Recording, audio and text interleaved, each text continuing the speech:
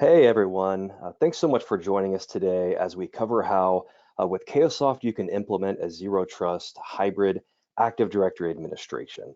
I'm Justin. I work alongside the Microsoft experts here at Cayosoft, and there are just a couple housekeeping things to go over before we jump in. First off, your microphones are muted, but please don't let that stop you from asking questions.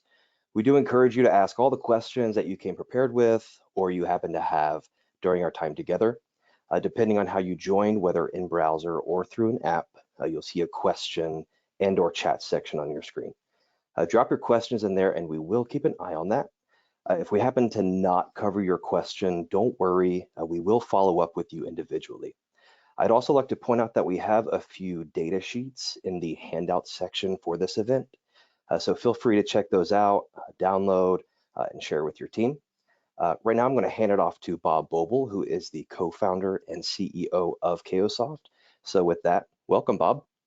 Awesome, thank you, appreciate it. Yeah. When we get going here, I want to frame this demo with a couple of quick slides. I'm not going to spend more than maybe 5 minutes here, but it's important you understand where we're coming from when we're looking at what zero trust means on the administration side. Now, zero trust includes more than we're going to talk about today. It also includes hardware, software, how your network's configured, and the like.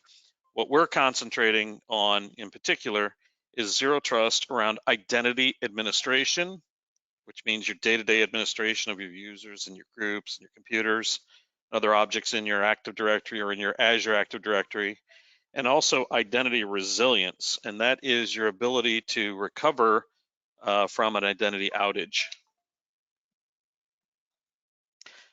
We recently did a study that showed us what people were most concerned with when they were talking about their Active Directory and what a loss of Active Directory or Azure Active Directory would mean to their organization.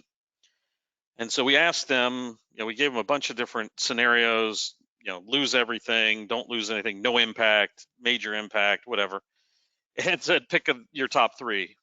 And number one on that list was that if they lost their on-premise Active Directory, or while they were losing their Azure Active Directory, or if they lost their Azure Active Directory, their organization would cease. That means their business wouldn't be able to transact business. You can imagine for really large companies, that could mean huge financial impact.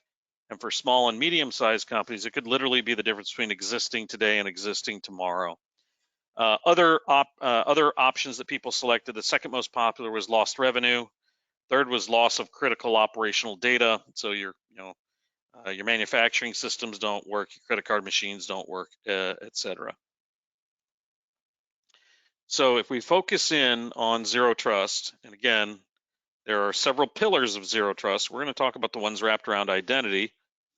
We believe that identity is where you start with zero trust. And in fact, at the bottom, you'll see the Microsoft chart. That's their zero trust logo there. And then you see the very first thing they talk about are identity and then the other components. So it's not just what we're talking about today. It also includes your workstations, the data, how your applications are set up in your environment, et cetera. But because zero trust starts with identities, those are your user accounts, also your groups, you need to make sure that those are very secure in both the way they're administrated and the way they're used. So one of the default tenets of zero trust is that you don't trust the user accounts themselves because they may be compromised. And so you always authenticate them and you use strong modern authentication. You have to nowadays be using MFA, multi-factor authentication. Microsoft provides several different ways to do that, both in the cloud and on-premise. So there really isn't a reason not to do it. Plus, there are really great third-party solutions out there that provide additional types of secondary or second-factor authentication or multi-factor authentication, such as key fobs or other biometric devices that you can get.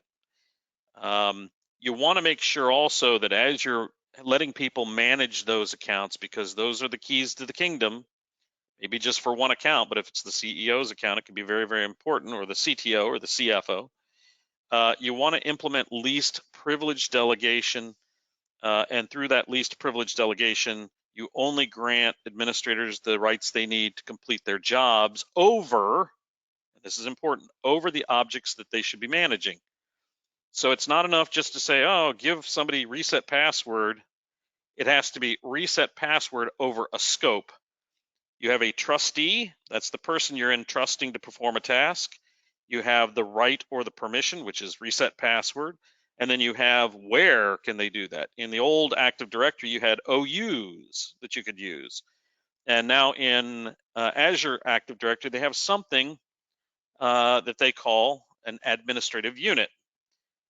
OUs are great because they're containers. Administrative units are problematic because they're just simply lists. So keep that in mind, and we'll talk about that hopefully a little bit later on. You'll see an admin unit here that we've virtualized to treat it more like a container. And then finally, you really need to keep an eye on everything. Event logs and scene tools are fantastic.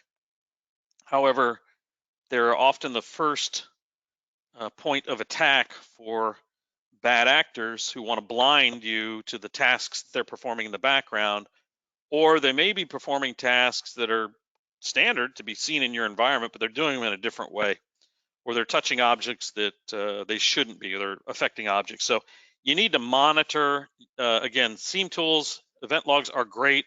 They just don't go far enough, frankly, because the event logs can be tampered with or disabled completely, like you can with Office 365. And some things are not audited. They just don't create events. And so you may already be blind to things that you don't know that are happening out there. So that's what we're talking about here, and we're going to demonstrate here in a moment. The ideal zero trust solution provides least privilege delegation, which again is only the permission somebody needs to make changes against a certain set of users, groups, computers, objects, whatever. You want something that enforces your IT business policies, naming conventions, making sure people aren't spelling the same department names 50 ways. If they're doing that and you're using something like calculated groups or dynamic groups, the simple fact that they don't have the right name in the department field may give them access or deny them access to things that employee may need to do their business. Finally, you need to do direct observational monitoring or continuous directory monitoring and look for suspect changes. Again, event logs, they're great, but they don't do enough. And since SIEM tools are all based on event data, they have the same flaws that the events themselves have. You want to have some place or some process to track those, monitor what's going on, monitor your administrative activity, and then provide immediate rollback of unwanted changes. And then one last note, and this is often overlooked, you need to prepare for the ransomware attack that you will have, not that you might have. Most people are now taking the posture that it's when I get hit with a ransomware attack, we will do A, B, and C to recover, not if we ever get hit with a ransomware attack. And that's a small, very subtle, but critical way of thinking. You have to prepare to recover. And that's what we at Cayosoft call resilience. IBM has a quote over there that on average, enterprises with zero trust implemented save 1.76 per breach versus those without, 1.76 million for those without. There's a large shipping company called Maersk. They were down for 70 or 80 days. It cost them 350 million to their bottom line over that period. And it was because they didn't have efficient, I think they spent 10 days just trying to recover their on-premise Active Directory. We had something very similar here happen with Otterbein University here in Westerville, Ohio, where we're located. They didn't have any kind of solution to recover Active Directory, and so it took them a semester almost to get that recovery completed. So even though it's often overlooked, you need to prepare your on-premise Active Directory for instant or immediate recovery of the full forest. So if you have multiple domains, you need to make sure you're ready with a clean backup that can be reinstated without reinfection. And that's a critical piece to understand. And Brian's going to show you these things as we go. I've asked Brian to join me, Brian Perella. Brian has a lot of experience in this space, and there are 4 key areas that I wanted him to walk you through and demonstrate. Least privileged administration. We call those roles and rules, business roles and business rules, or roles and rules.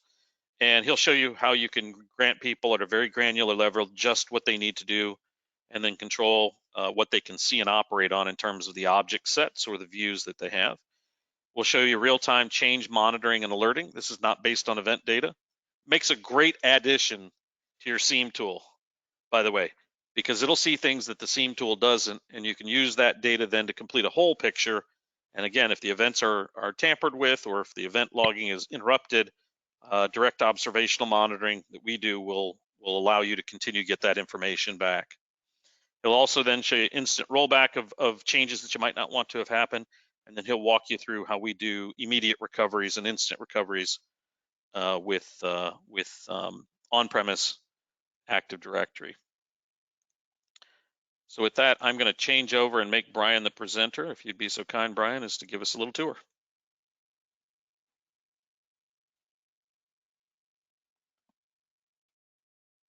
I'm working on it as soon as I yeah, no problem.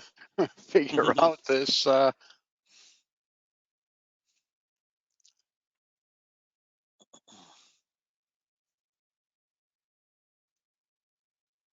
There we go.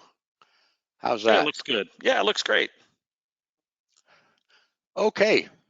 And by the way, Bob, did you have any additional slides, or you just want to run through all of these items? Just run through those items. And at the very end, just flip it back over to me, and we have 2 closing slides. Yep, cool. To help people where they can get more information and things. All right. So I'm gonna walk through a couple different areas. Before I start clicking buttons, I like to spend a moment up front just explaining what you're looking at right here. So this is the Cayosoft Administrator Web User Interface, and the purpose of this product is for hybrid administration, to give you a single unified place to consistently manage your hybrid environment. So that's your on-premise Active Directory, including Exchange, and your Office 365 environment with Exchange Online, including licensing.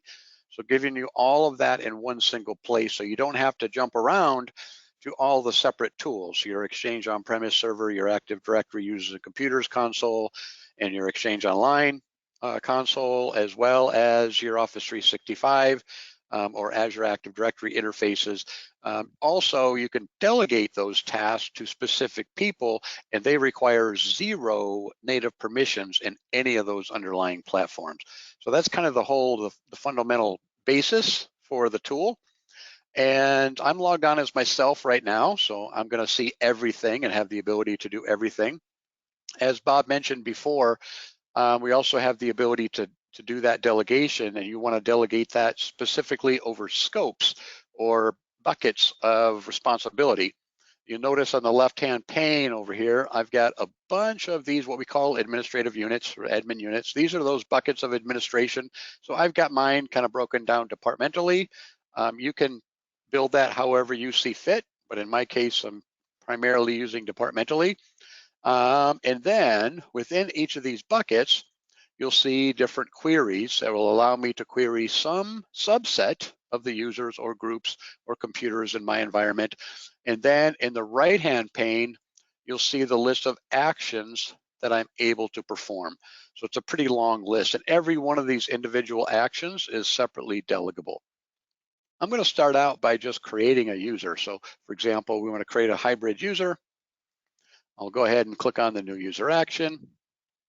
And then it's going to provide me with a form to fill out. And I can say, all I need to do is provide a name. So let's come up with something. That's the hardest part. I can never figure out a good goofball name to come up with. So there we go. I come up with a first and a last name. That's pretty much all I need to do. You'll notice the rest of the name detail, all the name related fields are all pre-built for me based on my rules. So you can customize your naming format however you like. At the same time, I can decide if this user needs a mailbox. So I can still support on-premise Exchange. I can also do Office 365, so Exchange Remote. And at the same time, I can decide what my licensing is going to be. So I've already got some preset defaults in my case. So I decided that every new user that gets created, I want them to have these 3 licenses by default. I can customize that, say, let's take that one away, let's add this one in place, and you could expand this to all the sub items as well. There's multiple different ways that we can do license assignment, but this is just kind of the one most basic method. And then I'll go to the next page where I get a few more options for how I want the account created. Pretty standard stuff here. And then on the final screen is where I can populate all the rest of the attributes. So maybe he's going to have a particular job title. And for the department, this is how we can control some of those data entry rules. So as Bob was mentioning, you have the potential, if it's free form input, you have the potential to have 10 different versions of the same department name, because 4 different people abbreviate it in different ways and 3 other people have typos and all kinds of stuff, and pretty soon your directory is just filled with junk data, and then a lot of things don't work. I'm going to go ahead and just choose from the drop down list the department. In fact, I'm going to make it marketing just for the fun of it, and then we can also give them an office. And I've added some additional fields. So for example, I want this person to have an employee ID of that number. I also want the employee type field populated. So I added that to my form and I put a drop down list there. So maybe this guy's going to be a contractor. And then I made up another field. I just called it billing code. And I mapped this to, in my case, extension attribute 15. But the point is you can use any attribute that you like. And again, I put a drop down there. So I guess we'll give them billing code B. That sounds good. And then I'll go ahead and create the account. So this will do everything. I'm going to create my Active Directory account with all of the attributes filled in according to my rules and within the bounds of my my policy enforcement.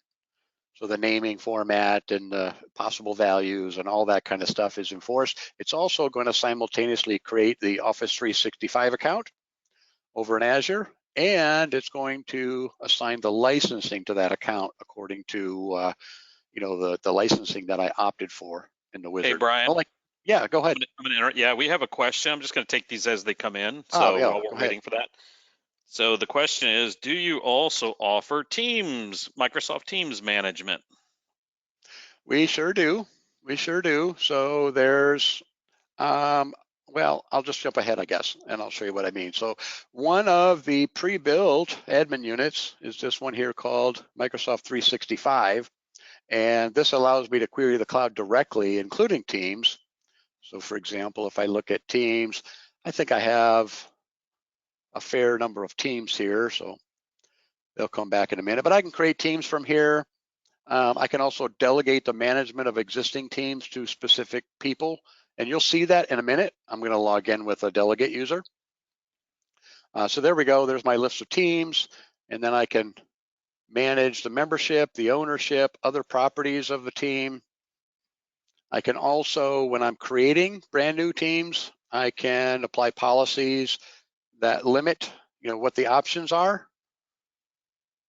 So here we go. I can edit members, owners, all these team settings. Like I said, when I create a brand new team, I can have some of these toggle switches on or off by default. I can prevent them from being edited. Those are all available as well. And just as a side note, we also provide recertification of teams and accuracy of membership through attestation, which we also do for groups, by the way, any kind of group on-premise or cloud, and also for Microsoft Teams. So you can send out all your team owners an automation that says, please confirm that this is still needed, and make us aware of any changes you need to the group membership, and then certify it with a digital signature. And if they don't complete that, we have a whole mitigation process or remediation process to archive those teams, or to what we call suspend the groups. So. And by the way, you see the little green bubble right here, the little number 1. That tells me that my my task just completed. In this case, it was a user creation task, and I can look at the details and I can see here's all the steps that were involved and everything was completed successfully. And by the way, there's the guy that we just created. There's our Barnaby user account. And from this point forward, I can manage him. I can open up his properties. This is basically same as opening up Active Directory users and computers. I can see all of his properties and make edits. Excuse me. So there we go. Look at the settings. Look at my contact info, organizational data, all the normal stuff that you would expect to be able to manage. But at the same time, from that exact same user, I can also manage his mailbox. I could manage the 365 licensing, all the stuff, on the other side as well, on the cloud side. So remember, there's a licensing that we set. And by the way, just to show you that I'm not making up some fiction stuff here, let's jump over to my native Active Directory, and I'll just refresh. And there's a brand new user that wasn't there before. And I can open him up and see all of his data is populated. There's his email address. There's his account with the naming formats that we asked for. There's that organizational data. I gave him a title. I put him in a department. And remember, we also had a couple of other properties. So I gave him an employee ID. Well, there you go. That's populated. I set the employee type. There's the contractor that we selected. Remember, I also applied a billing code, which I said was mapped to extension attribute 15 in my case. So that's done as well. And also, if you remember, we put this guy in the marketing department. If I happen to look at his membership, I see he's also magically included in 3 marketing groups without me doing any work. So that all happened on the AD side.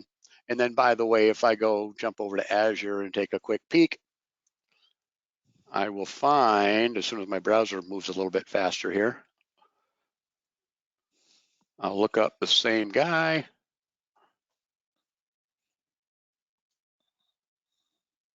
And there he is. And I can see there's the account, and there's the licensing that we had decided we wanted. So it's all done. That user is fully provisioned and ready to go immediately. So that's kind of the whole idea. By the way, we also have automation rules that can do this same automation in bulk, or just simply in an automated fashion. So maybe there's a few new users that have to get provisioned every day. It'll take care of that for you. And it could create 1,000 in one shot if you want with a rule. By the way, let me go ahead and sign out now. And I'm going to sign back in as some other user. So in this case, I'll log in as the engineering manager. And the engineering manager has a smaller scope. So he's allowed to manage only the stuff in engineering. You notice all that stuff in the left-hand pane, that's all gone. He only has access to the engineering scope.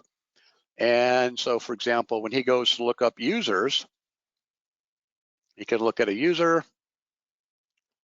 And you'll notice, let me just move this column over a little bit if I can get a hold of it. I had it, there we go.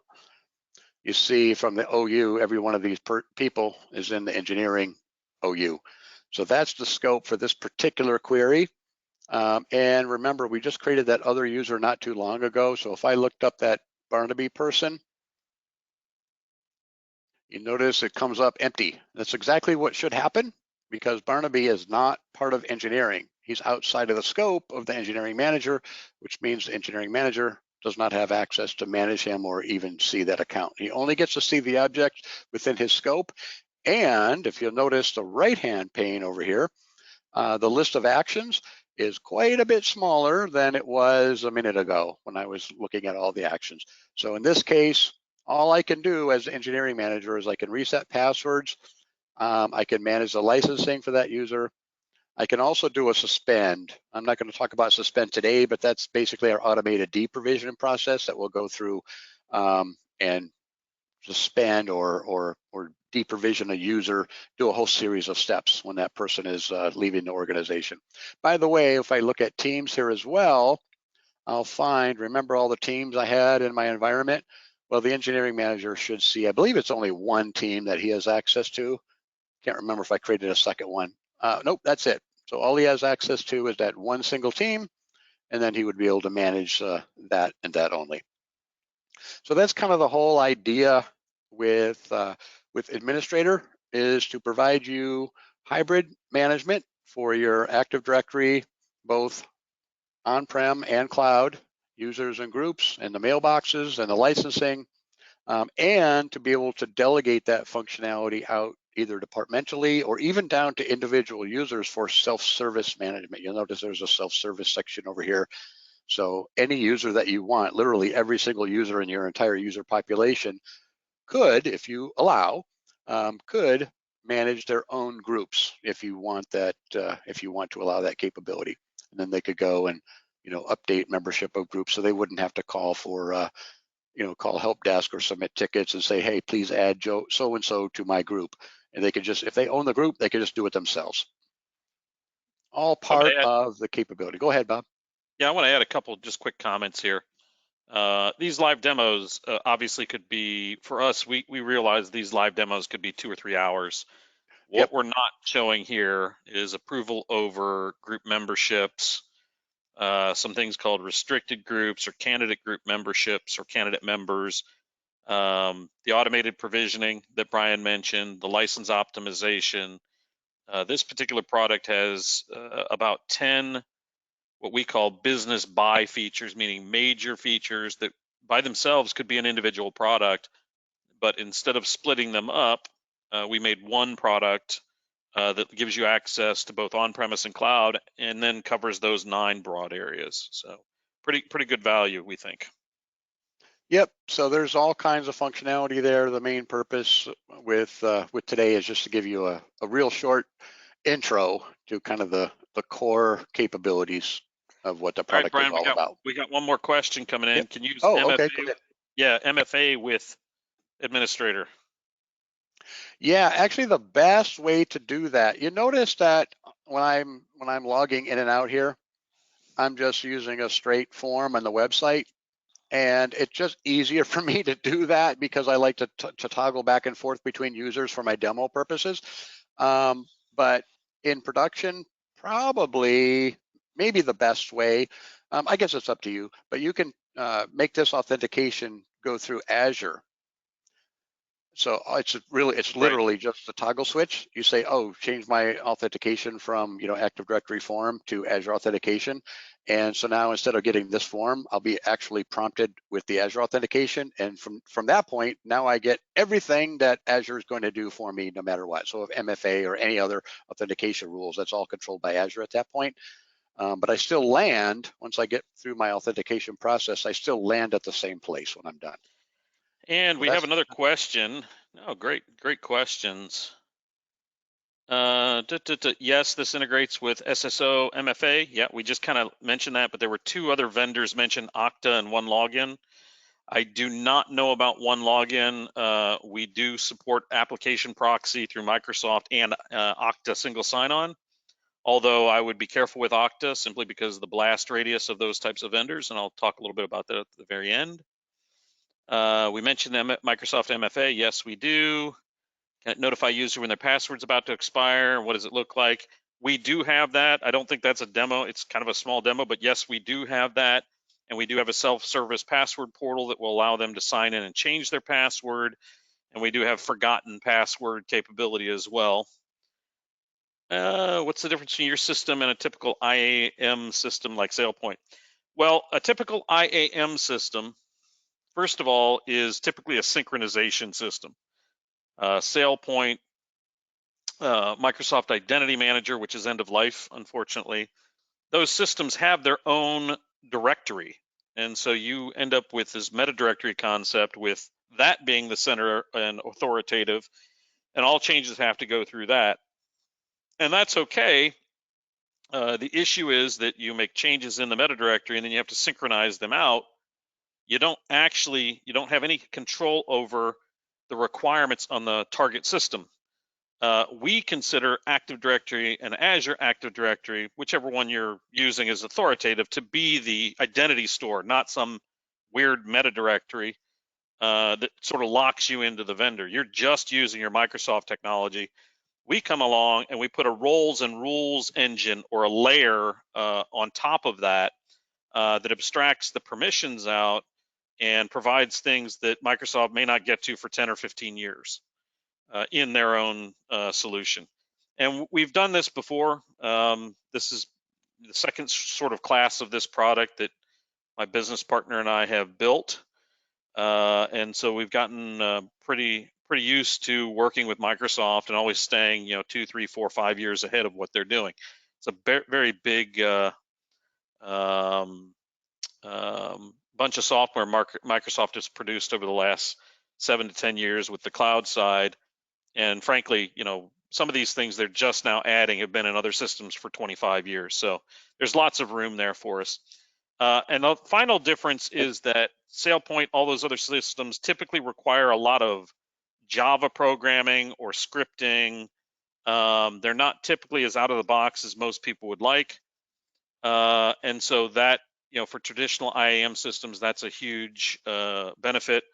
Our software can be installed in about a day and configured over 1 or 2 days, and that's it. Those other ones will take you months to get up and going. And then the last thing I'll mention, and then I'll turn it back over to Brian because I can see he's itching to talk here. The last thing I'll mention, and I mentioned it earlier, is blast radius. We just saw this with Okta, and we're seeing it with other tools that provide administration. Our solution is not software as a service. It is, however, subscription-based. We still run on a server-based deployment. That can be an Azure VM, it can be an on-premise VM or an on-premise physical machine, could be VMware, can be in AWS, an Amazon service. But we don't store your data, we don't access your data, and we don't process your data in any way, shape, or form. We have no administrative rights inside of your environment. And that means if Cayosoft were to get compromised, you're not also going to be compromised, as we just saw with Okta. There are other administration tools out there that require them to both be installed in your environment as an application and require you to give access to the vendor. I would be very careful doing that simply because, as we saw with SolarWinds and we saw with Okta, supply chain can be a very dangerous thing. So with that, I'll turn it back over to Brian. No, I was only going to answer that with one area, and you covered it, and that was really the complexity, the question about the more broad, generic identity management platforms.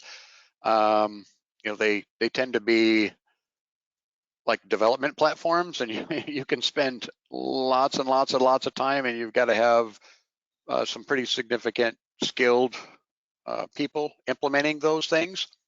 With the administrator, literally you can have it installed and working and doing the stuff I showed you already in about 15 minutes, and I'm not joking.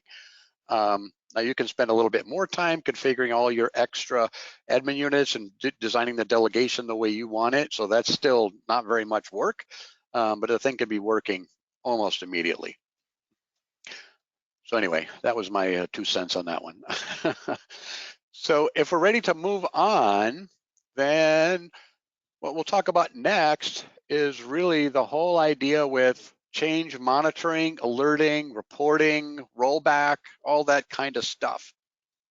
So what I'm looking at now is what we call our Guardian interface. So its job is to look at on-premise AD and Azure AD and continuously look for changes. And as those changes occur, write that data back, and then we can see that activity. We can roll items back if we want, and then we can also do reports or create alerts on that kind of thing.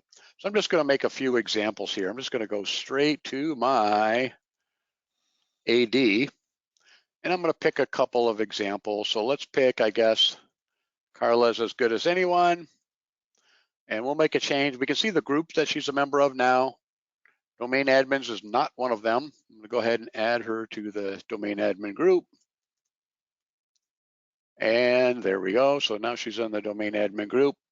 And then I'll pick somebody else, like how about Norm? Norm's good. I see his office is Boston. It's really super simple, right? I'm going to change him. So instead of being in Boston, he's going to go to, I don't know, how about Miami, someplace where he doesn't belong. So just simple changes, just to give you an idea. It doesn't really matter what the changes are. And you notice already that I have a big red alert up here. And in addition, let me just check my email. see I have an email notification that says, oh, wait a minute, we've got a new member added to the domain admin group, and it was this particular person, this Carla, if I can get my mouse to work, there we go, this Carla person, and it gives me a link that'll take me back to the Guardian interface. I can also generate those alerts in Teams. So you notice I got the exact same alert that came through my Teams channel. So all of this is very easy, just out of the box, integrated notification setup. I'm going to jump back to the actual Guardian console now, and I'm going to look at what we call the change history. This is kind of the running list of all the change activity that's going on in my particular environment. By the way, you see the one with the little red ball on it? There's my indicating a severe change, critical alert, domain admin group was modified. If I open that up, I can see that the domain admin's membership was changed and this particular person was added. You also notice I have this little rollback button right here. So that's kind of the whole idea, is I can undo that change if I want. I'm not going to do it just yet. I also have another change, by the way, for the user, the actual user itself. Now this is the same change, but this allows you, when you're doing reporting, whether you're reporting from the group perspective or the user perspective, you'll still be able to find all the particular changes. So in this case, Carla was added to that domain admin group. I guess I'll go ahead and do the rollback now. And that's all there is to it. That's all that takes. And then remember, we also changed Norm. Here's the Norm item. His office changed from Boston to Miami. Well, that's no good either. I don't like that. So I'm going to roll that one back too. That takes care of that. And you'll notice all these other changes, by the way. So for example, I see this stuff happening with my Barnaby Jones user, all that stuff that we were just doing, that I just created that user there. He was added to the marketing 1 group, the marketing 2 group. All this stuff was happening in the background as I was performing my activities. By the way, if I jump back over to AD now, I'm going to take a look at, that was Norm, I believe. You notice his office is back to the correct value, the original correct value, it's fixed. And then Carla, who we had put in the domain admin group, she's been ejected, no longer part of the domain admin group, because that was just fixed with my rollback capability. So now as we look a little bit closer at the overall data itself, this gives me a whole running list, as I mentioned, of all the changes over time as they come, most recent ones at the top. And then you've got this ability to filter. So for example, if I only wanted to see changes in the last 7 days, I can add that filter. If I only want to see, say, changes of a particular type, let's do something like this. I'm interested in AD users. And then maybe I'm only interested in particular actions. So I'm going to look for creations. And I'm going to say create object.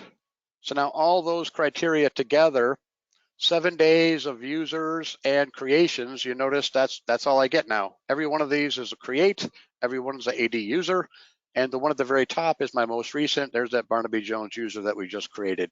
So now in a couple seconds, I've just created a brand new web query, or a filtered view, whatever you want to call it, that I can now toggle back and forth to. I'm going to go ahead and save this, by the way, and I could call it users, created in last 7 days, or whatever I want to call it. I'll say yes. And now I can remove that filter and go about my business and look up some other change or create another report. But I can always jump back to that query that I just created. So for example, under this custom query section, it's going to give you the most recent 3. And since I just created it, it's right there. But I could also go to more queries. It'll show me all of the built-in queries out of the box. Plus, there's the one that I just created. So there's my brand new one. It tells me, here's the guy that created it as a custom query. So I can just select that and say, yeah, I want to go visit that one again. And it'll go and run again and narrow it down to just the items that meet that particular criteria. And there they go. You can also take this and turn these into reports. So I could say, add a report. And then I can decide how I want this to be scheduled. So for example, I'm going to schedule it every day. Actually, not every day. How about every week? Every week on Mondays at some particular time, 8 a.m. Save that. And then I can also decide how do I want it delivered. So it could be a CSV or an HTML file. And then I can also decide if I go to the properties, what else I want to do with that particular report. I'm going to cancel that.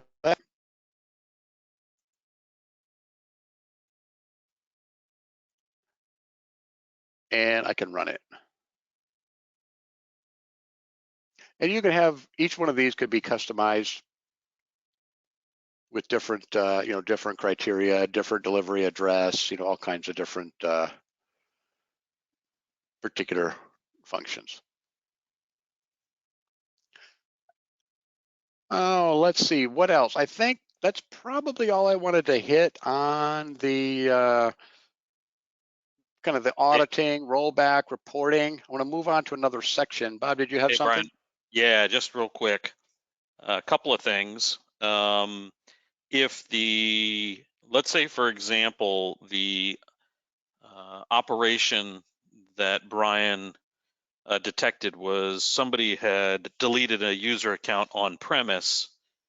And let's further suppose in this scenario that Azure AD Connect is going to sync that change to the cloud and also delete the cloud user. If that user were to call into help desk complaining that they couldn't access their accounts, there may possibly be confusion as to where you'd want to undo that deletion on premise or in cloud. And you could go and undelete the account in recycle bins on both sides if you have that. But there may have been further changes during the deletion or prior to the deletion. So you're only going to be able to undo that. Within our solution, if you were to search the Office 365 side of things and found the object deleted there, but the object initiated the deletion on the on-premise side or vice versa, you can actually begin the recovery on either side. We don't care. You can undelete and restore the on-premise object or the cloud object, and it takes care of the whole supply chain there, or the whole chain of events to bring both accounts back in those hybrid modes. Another thing I'll mention is that we didn't see this, but there are selectors. You see one on the object that Brian is looking at right now. You can actually select multiple items and roll those back simultaneously. So if you had 2 or 3 changes, well, create's not a great example, but if you had 2 or 3 groups that had been modified, you could roll those back easily. And I think, Brian, you mentioned the automatic rollbacks as well. And the last thing, Brian, I'm going to ask you to indulge us. Can you search just on Barnaby? Yeah, you mean the generic search up here? Just the one, yeah, just the one dude. Yep. Just Barnaby Jones. Yeah, there you go.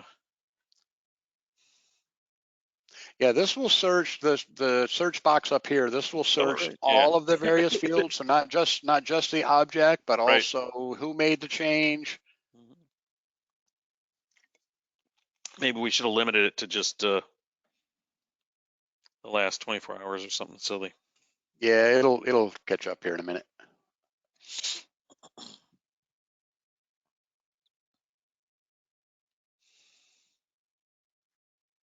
While that's doing its filter against his terabyte of data, we had another question. Can you notify another user when a user account is near expiry or expiration? The answer is yes. We actually have a workflow built in that will let you do that. And then once you have notified the user, there's actually a link that will allow them to optionally go out and extend that expiry date.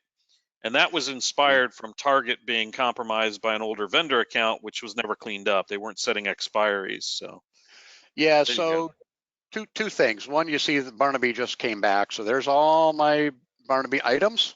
And then also back to that question, I started to show that a little bit, but back in the self-service section we talked about, there's a specific query designed for expiring users, and there's also an automation rule that runs. You can schedule it whatever you like. It'll maybe run every day or something, and it can look for any users that are approaching expiration.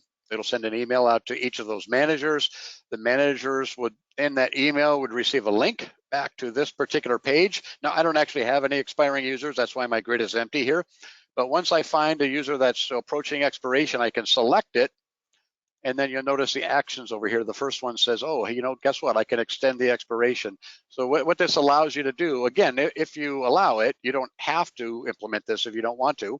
But if you want your individual user managers, maybe their vendor accounts or something, or contractor accounts that have expiration dates, and you want the manager of those accounts to be able to, unilaterally just extend those expirations if they deem appropriate, you can delegate that ability quite easily.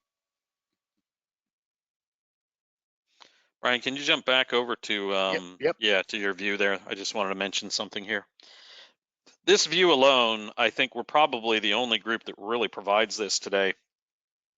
These are direct observed items, and then we went out and we do still collect event data as well, and we correlate that for any additional information that you can't get through observation. So the last person who initiated a change on an object is not actually stored on the object, it's stored in the event data. So we're going back and updating those things in the background as it goes. And you'll see in some of our areas it says rediscover, initiator. Microsoft's event logs, in some cases, just plain missing events, and they're also very slow in the cloud.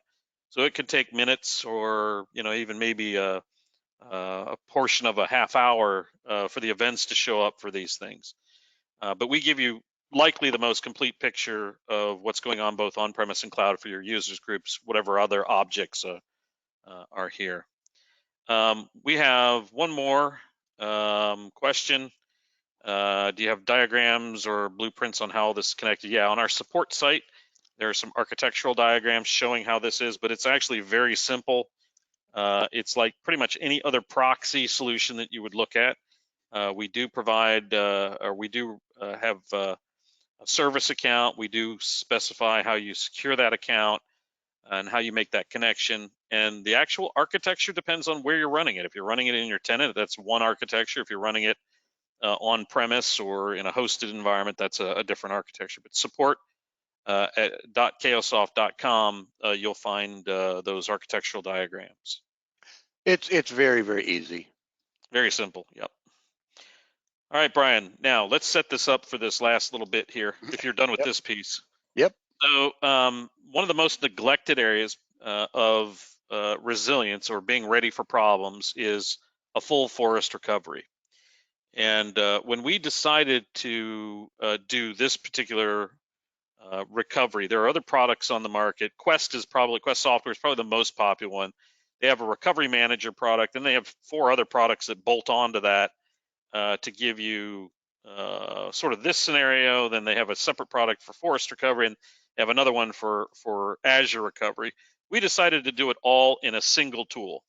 Brian just showed you instant recovery of objects and attributes. So if it's inside the database of Active Directory, either on-premise or cloud, you roll it back this way and all the bells and whistles, plus we get a complete change audit log. The next piece I'm going to ask Brian to show you is what we call immediate forest recovery. And within 30 days, we're going to launch something called instant forest recovery, which is effectively a standby or hot standby Active Directory that allows you to, at the quote unquote flip of a switch, and it's a routing switch is what we're talking about. It's sort of a play on words. Fall over to a alternate standby directory. And if you think about database technology, they've been doing this forever. You have a production database running, that would be your production Active Directory. And then now we also allow replicating over to a standby Active Directory. So there is effectively zero downtime in terms of the directory being available, as long as you can get your network guys to help you set up that routing in advance. And Brian's going to walk you through the 3 very, very simple concepts you need to set our tool up. It'll go in really quickly. and let you, literally in a day start protecting your directory from ransomware attacks, because that's what they're going to do. They're going to either lock up all your domain controllers, or in the case of malicious intent, they're going to wipe out your domain controllers. So you want to be prepared. Unfortunately, if it's already happened, we can't help you. Good luck. But if you bring our tool in within a day, we can have you fully protected. It also creates a situation where you can test it frequently. So that was one of the big things that people weren't doing. They had written out scripts, or they tried to use the Microsoft recovery solution, but they never tested it. Maybe once a year they'd try and test it. With this solution, you could literally test it every day if you wanted to. So with that, Brian, I'm going to have you show them immediate forest recovery, and then we'll talk a little bit about what we did to include or what we patented around instant forest recovery. Yeah, so I'll make it quick. So in addition, in the same product here, so in addition to the ability to do what we've shown you so far with, auditing for object and attribute level changes and report and rollback and that kind of thing, if you get in a situation, hope you don't, but if you get in a situation where your Active Directory totally blows up and has a complete meltdown and it's gone, no longer exists, you have to start over. What do you do? That is what the forest recovery is all about. So the way you start is with Guardian, you would first have to do backup. So you can back up. In my particular forest, I've got 2 domains. I've got a root domain and a child domain. So you do your backup, you back up as many or all of your domain controllers as you like. You can see I've got my backup scheduled here, and this runs every day, runs a backup, real simple. Takes a few minutes every time, just keeps that backup going. Now, at some future point where I get where my AD no longer exists and I'm in trouble, I need to resurrect it pretty quickly. So what I do then is I come here to recovery plan. Now I've already done this. I've kind of went, in advance, and I've already done the work. I came in here, I said I want to add my forest recovery plan. And by the way, here is my forest recovery plan. And by default, I'm going to recover 1 DC from each domain of that forest. That's all I need right away. I just need to get back in business. You can recover more than that, but by default, you're going to recover 1 DC from each domain. And let me open that up and see if there's anything of real interest in here. Maybe not too interesting. Anyway, there's my 3 domain controllers. I've got 2 in my root domain and then another one in my child domain. There's my successful recovery. But the really cool part, by the way we do the recovery, you have a couple options, but the best way that I like is to do a recovery to an Azure site. What that means is you do not have to have any hardware pre-staged. You don't have to build any hardware. You don't have to install operating systems. You have to do zero, nothing. And if I look over here at my Azure resources, when I started, this was empty. I had nothing. You see this resource group name called recovery site, all this. This was all created automatically through the Guardian Forest Recovery Plan. It just went and created all of these resources for me. You'll notice that I've got a DC1 here, that's for my root domain. And then I've got there's my child DC right there. So I've got both my domain controllers and of course all the other associated resources that make those work. So now if I were to log on, let's just see if my recovered DC actually works. So I'll go ahead and say, let's connect. Come on, Azure, let's go. RDP. And yeah, download my RDP file and open, connect, and let's log in. Now, when I started, there was nothing. I just had an empty Azure resource list. Now I've got some VMs and the supporting resources. Now I log on to my domain controller. The first thing I notice is that it's actually here, so that's good. Hey, good. Let's see if my let's see if my AD actually has been resurrected. So first thing I notice is I got a bunch of OUs here. Obviously these aren't normal. Obviously these are custom that I had for my AD. If I look at my test users, I had 25,000 test users, so they should all be here. By the way, you can see the little number counting. It's up to about 10,000 now. And I'll have my my 25,000 test users from my on-premise Active Directory that vanished. And now I've got that same AD restored to an Azure site.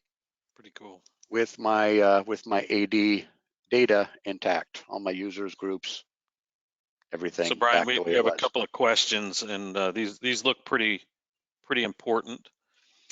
Does Cayosoft perform the backups, or do I need to have a backup software that integrates with Cayosoft? I'll let you take that one. Say that one more time.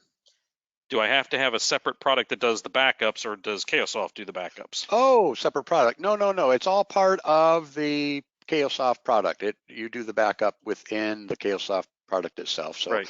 The key is that you have to do the backup before you have the problem. That's the real key. Right. Right. So back over here in Guardian, when you configure, you start with the backup plan. And there's my backup plan. And I told it what what domains I wanted backed up. There's all 3 of my domain controllers that are getting backed up, and it's just doing this all internal to the Guardian product itself. You don't need any extra third parties. So a couple of quick comments on this. I have seen Veeam, which is one of the Office vendors who does backup and recovery. They say they do Active Directory recovery. They do not do forest recovery. They do server level recovery. And we do not do that. And the reason we do not do that is if your server is infected with ransomware and it's in your backup because you get the operating system where the ransomware lives, like you would with Veeam or Metallic, if you restore that server, the virus is just going to be right there ready back and doing its thing.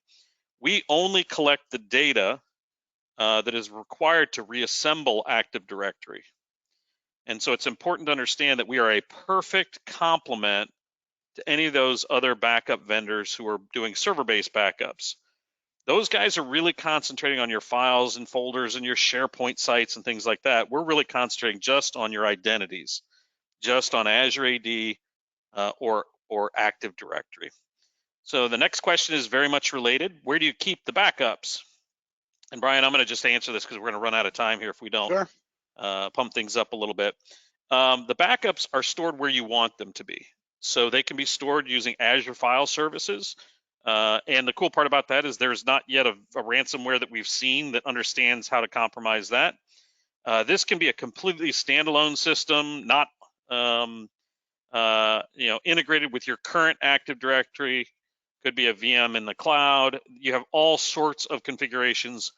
And those the backups that we create are portable, so you can move them from system to system.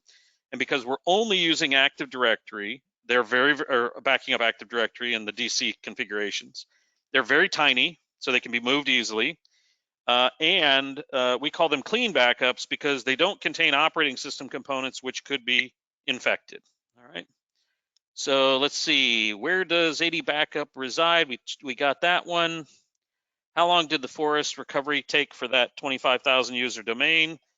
What did you do? 15 minutes? 5 minutes? No, well, no. To be fair, in my particular case, to do the whole entire thing, every step, the backup, and then through the recovery process, there's a few steps you've got to create the first, what we call deploy the recovery site, which creates all those resource VMs.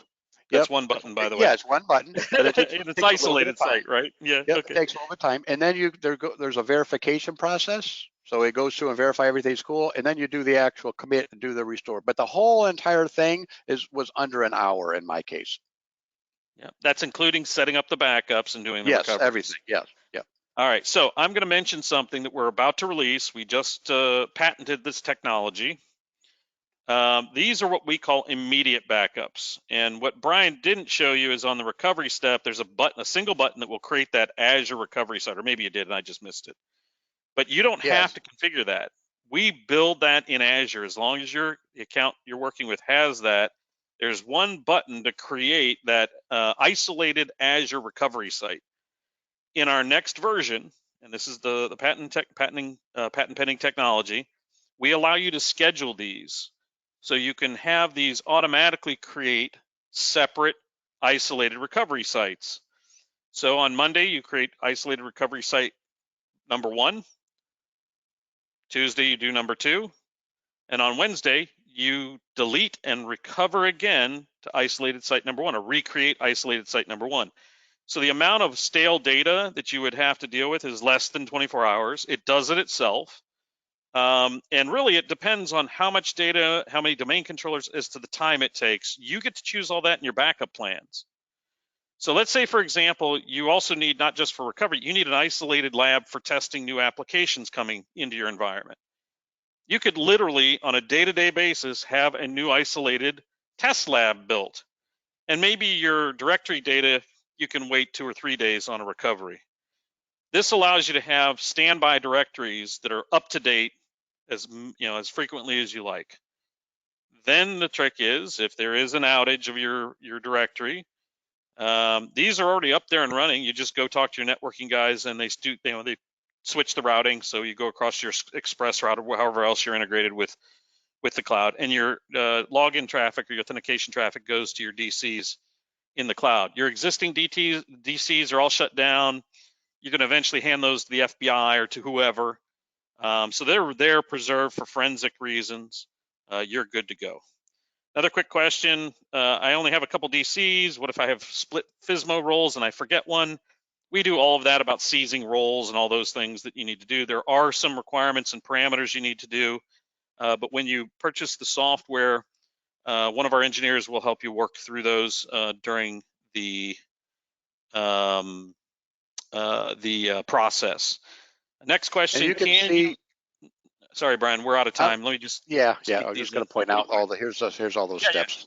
Yeah, those are all the steps. Most of those you would also find in Microsoft's documented recovery process, but there's no software to automate that. Can you recover a forest on-prem? Absolutely. We do not automatically configure an isolated recovery site there. Our point was that Azure is available to everybody, and we wanted to allow people to get full forest backup and recovery going within a couple of hours and begin testing it, daily, quarterly, whatever. And so that's the recommended path, but we also support, if you're using VMware or physical machines, you can back up and recover to those, but you have to pre-stage the VMs of the hardware. Does it automatically track the costs of Azure associated with automated provisioning for backups? That is actually part of our patent. Anybody can go out and read the provisional patent at this point, along with some other updating technology, but the product does not currently do that. If your business will cease to exist tomorrow, the cost of Azure is going to be nothing compared to that. Well, if you're a one-man show and whatever, you probably don't even need Active Directory. But if you're a larger small business, if you're a medium-sized business, or if you're a large enterprise, then the cost of that is probably an order of magnitude at a minimum smaller than the amount that the ransomware folks are going to ask you for the year, whatever it might be. All right, Brian, what else? Did we miss anything? I think we're good. I think you did a good job. Thank you very much for that, Brian. Very, very awesome presentation. So I'm going to go ahead and steal back the controls, if I can find the controls. Actually, just want to make me presenter. That'll be easier. I can't see it on this single screen. Let me try, see if I can do that. Yeah. It's funny, we got all this super high technology, we can't work. Go to meeting. Okay, let's share my screen. Clean. There we go. All right, good. Thank you. So what is Cayosoft and where the heck did we come from, et cetera? So we came together after our former employer, myself and my business partner, and Brian actually, we came together after our former employer was sold to a large computer manufacturer to become their software arm. And at that point, it was clear that software development wasn't really the goal for them any longer. So we built Cayosoft, and we specialize in 3 areas around Microsoft and cloud technology: the ongoing management, monitoring, and recovery. So for monitoring, it's really change monitoring. And for recovery, it's either object and attribute for any of your Microsoft directories, or forest recovery for any of your Microsoft directories, right? And if you kind of look at it from a real high level, we really fall into governance, administration, and resilience. You know, the analysts kind of look at that area. So we'd be in GAR, or identity governance, administration, and resilience. A couple of things that we do. If you go to the front page on our website, you'll see most of the sort of pocket areas that we provide services in. And fortunately for everybody here, my time is done. I'm going to turn this back over to Justin. Justin, are you there? Yes, sir. Thank you, Bob. All right, I want to thank everyone for taking the time to join us today. We really hope to hear from you about your thoughts on today's session. If you're looking at this last slide, you'll see some pages you can use to reach out. Depending on what you'd like to do, you can ask a sales question or a technical question. You can request a personalized demo, start a trial, etc. Feel free to reach out using those resources. I know we are out of time, so if we did not get around to answering your question, again, we will follow up with you individually. So with that, thank you, Bob, Brian, and thank you all again. Take care, everyone. Bye-bye.